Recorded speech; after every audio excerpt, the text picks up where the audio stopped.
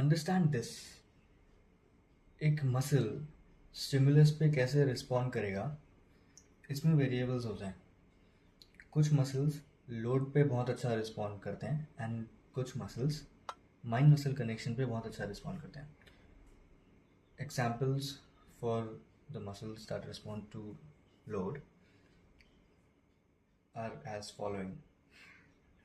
जैसे स्क्वाट्स, अगर तुम हैवी स्क्वाट्स करोगे, कोई भी squat, barbell squat, leg press, hack squat, belt squat, pendulum squat, जितने भी स्क्वाट्स हैं, it is almost impossible for you to not have big quads अगर तुम हैवी स्क्वाट्स करते हो, you know, with enough volume, body building volume. अगर तुम heavy squats करते हो, then it is almost impossible for you to not have big quads, you know. And same with glutes. अगर तुम heavy deadlifts करते हो तो तुम्हारे glutes बड़े होंगे, तुम्हारे glutes काफ़ी ज़्यादा डेवलप होंगे. It is inevitable, right? And same goes with hamstrings. It goes with a hinge. कोई भी hinge movement जैसे deadlifts, good mornings, अगर इन मूवमेंट्स को तुम हैवी ट्रेन करोगे तो तुम्हारे hamstrings भी बड़े होंगे. The point is, so about arms, first मैं बहुत बुलशिट बोलता हूँ. I don't know why so many words, इतना कुछ बोलने की क्या ज़रूरत है. It just simply get to the point. The point is, arms, बड़े arms, big arms are mostly triceps and delts. अगर तुम्हारे डेल्ट्स छोटे हैं देन तुम्हारे आर्म्स भी छोटे हैं, और अगर तुम्हारे ट्राइसेप्स छोटे हैं देन तुम बड़े बाइसेप्स लेके कहाँ जाओगे. वो अच्छा नहीं लगता जब तुम्हारे बाइसेप्स बड़े हैं और अगर तुम्हारे ट्राइसेप्स में वो स्वीप नहीं है तो अच्छा नहीं लगता. That's not pleasant to the eye. And अगर तुम्हारे बाइसेप्स बहुत बड़े नहीं हैं लेकिन अगर तुम्हारे ट्राइसेप्स का लॉन्ग हेड जो स्वीप है वो बहुत अच्छा है, then your arms will look good.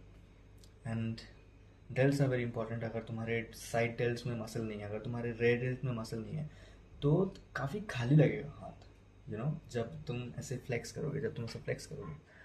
मैंने तो literally perfect clothing for posing. या जब तुम पोज करोगे अपने आर्म को और अगर तुम्हारे रेड डेल्ट में मसल नहीं होगा, अगर तुम्हारे साइड डेल्ट्स में राउंडनेस नहीं होगी, then it won't look that good. So work on that first. मतलब नॉट फर्स्ट, लाइक उसको अपनी प्रायोरिटी बनाओ कि डेल्ट्स अच्छे होने चाहिए. And biceps, triceps are very simple to grow. Very simple. Seriously, I'll tell you what to do for your arms. Okay, you will say कि delts तो ठीक ठाक हैं तो arms का बताओ. So what I'll tell you simply. There's just a lot of brain fog. Starting with triceps. Triceps respond really well to load. अगर तुम ट्राइसेप्स को हैवी ट्रेन करोगे, बीइंग सेफ, क्योंकि it's elbow joint, right, it's very precious. तो being safe अगर तुम अपने triceps को बहुत अच्छे से लोड करोगे देन दे विल ग्रो. लेकिन there's one movement there's one movement which is gold for your triceps, and that is any movement which is overhead, you know, any kind of overhead extensions जो तुम्हें comfortable लगे, जिसमें तुम strong feel करो. You know, pick any overhead triceps movement and smoke it. रगड़ दो. अब वो मूवमेंट कोई भी हो सकता है. तुम फ्रेंच प्रेस कर सकते हो, फ्रेंच प्रेस, दिस एक्सरसाइज, या power bombs. I don't know what's the exact word for that. समझ गए ना. या एंड केबल में भी करते हैं लोग, यू नो, EZ बार लगा के करते हैं मोस्टली, एंड रोप लगा के करते हैं. So any kind of overhead triceps extension, just pick and smoke it. रगड़ दो, you know, and triceps grow करेंगे. एंड यू नो, ट्राइसेप्स का ना एक सिंपल फंक्शन होता है. The function of your triceps is to simply just extend your elbow. लेकिन when you take your arm overhead, तब क्या होता है, तब the long head of your triceps get stretched. ये सबको पता है कि जब तुम overhead ये मूवमेंट करते हो तब तुम्हारा जो लॉन्ग हेड है वो स्ट्रेच होता है, राइट. और वो यहाँ नहीं होगा.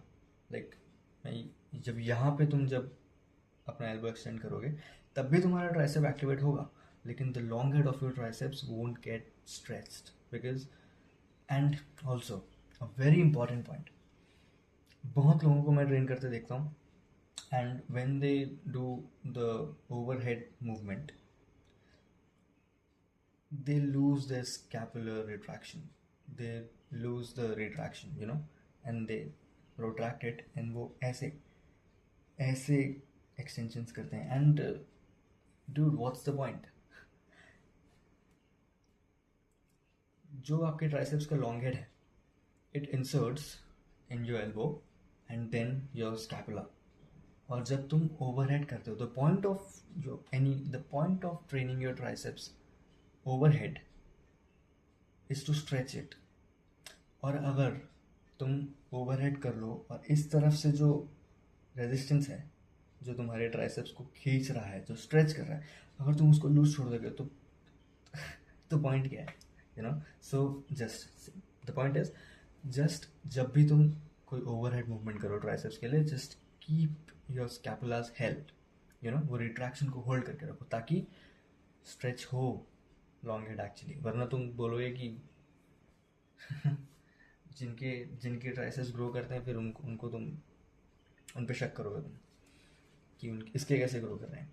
एक्सटेंशन तो मैं भी करता हूँ, इसके क्यों बड़े हैं ट्राइसेप्स, इंजेक्शन, या so that's triceps. And also there's this thing I've learned from John Meadows, which is to not start your triceps training with overhead work.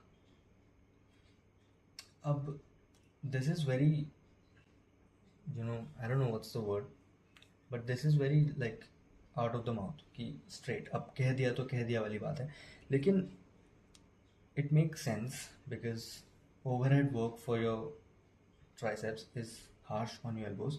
अगर तुम्हारे elbows पहले गर्म हो and then तुम उतना harsh stimulus दो, it is kind of safer, in the long run it is safer.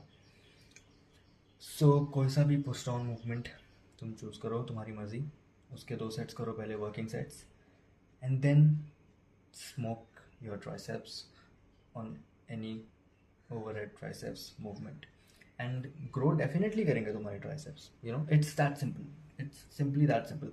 कोई सा भी ओवरहेड मूवमेंट चूज़ करो and smoke it, it's that simple. मैं जो ओवरहेड मूवमेंट करता हूँ इट इज़ मतलब दिखने में थोड़ी अजीब है वो, लेकिन वो मूवमेंट मैंने इसलिए चूज़ किया क्योंकि in that position I feel very powerful. वो फोर्स जनरेट करने के लिए वो पोजीशन काफ़ी कंफर्टेबल है मेरे लिए। तुम्हारे लिए कोई और पोजीशन होगी, तुमको शायद बेंच पे बैठ के वो ओवरहेड डंबल से करना ज़्यादा कंफर्टेबल लगेगा, या इज़ेड बार यहाँ सेट करके ऐसे सीधे ऊपर प्रेस करना ज़्यादा कंफर्टेबल लगेगा। मुझे वो बेंट ओवर पोजीशन ज़्यादा कंफर्टेबल लगती है टू जनरेट फोर्स, इसलिए आई डू दैट, तुम अपना देख लो। द पॉइंट इज कि just simply train your triceps overhead and smoke it and without losing your scapular retraction, या it's that simple. You can be assured that उससे तुम्हारे triceps grow होंगे। And coming to biceps are very simple, मतलब क्या बोलने वाला था मैं, अगर तुम अपने बाइसेप्स को एक्टिवेट करना सीख लो, mind muscle connection basically, that is it. फिर तुम कोई भी मूवमेंट करो, it's not about the exercise, it's about how you do it. अभी अगर तुमको बहुत अच्छे से अपने बाइसेप्स एक्टिवेट करने आते हैं तो तुम एक रेगुलर स्टैंडिंग कर्ल करोगे अच्छे एक्टिवेशन के साथ, तो तुम्हारे बाइसेप्स ग्रो करेंगे। इवेंचुअली एक प्लेटो आएगा because that's what happens, it is natural for your body to hit a plateau, so that's different. Plateaus की बात नहीं करेंगे हम। आई एम सेइंग कि कोई भी एक्सरसाइज तुम पिक करो, any kind of curl, just learn how to activate your biceps, and take it from me, मेरे बाइसेप्स का माइंड मसल कनेक्शन बहुत अच्छा है seriously.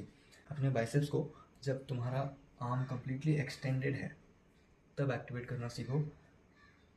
That's it, that's all you need to grow your biceps, you know. और मैं जो exercise करता हूँ, the face away curls, unilateral face away curls with cable set at hand height, that's great. लेकिन it's not that important. अगर तुमको preacher पसंद है तो प्रीचर करो।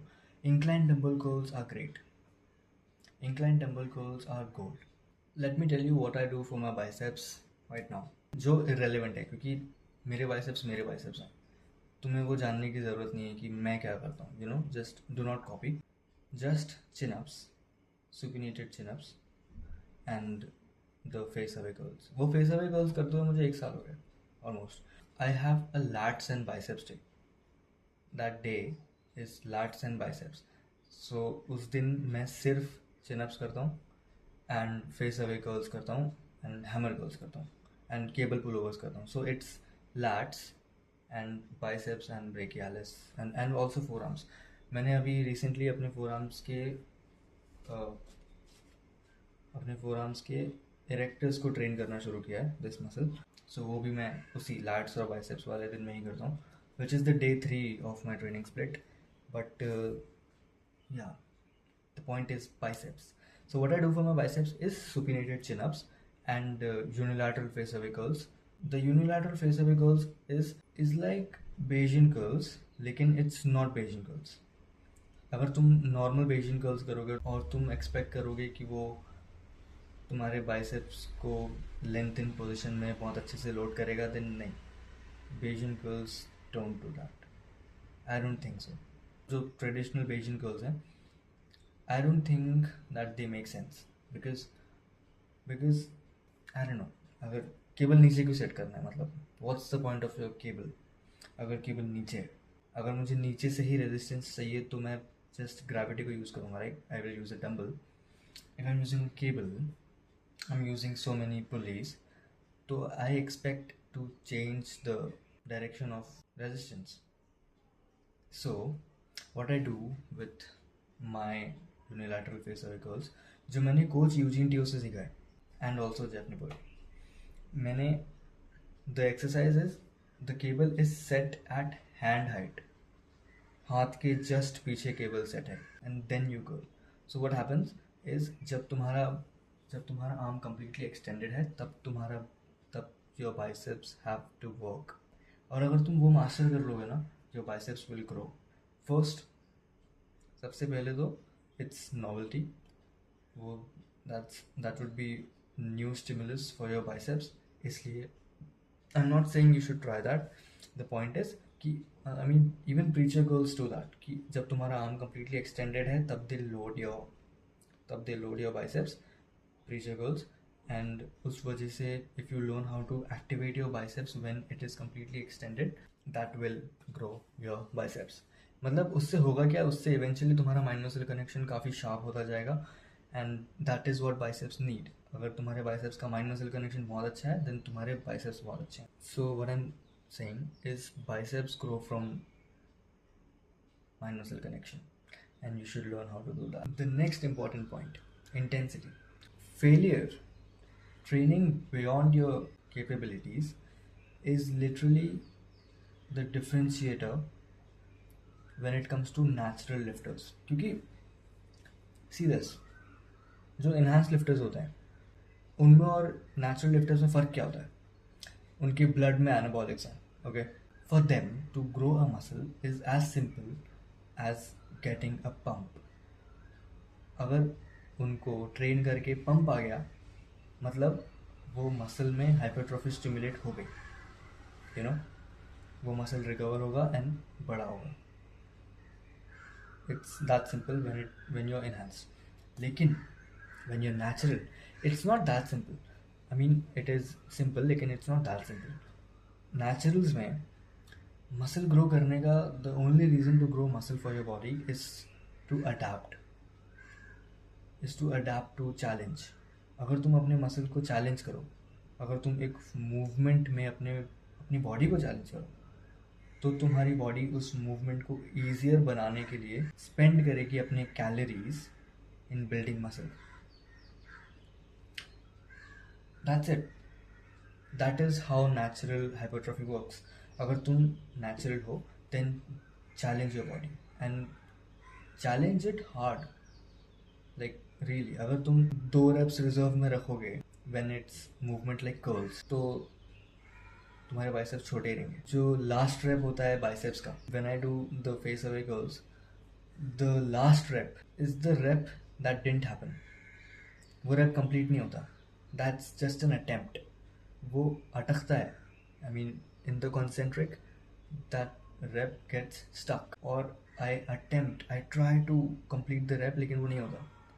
That's the last rep. Naturals के लिए the last rep should be the rep that did not get completed. Wow, that's a great quote. ये मैंने GVS से सीखा है. that is what makes naturals grow.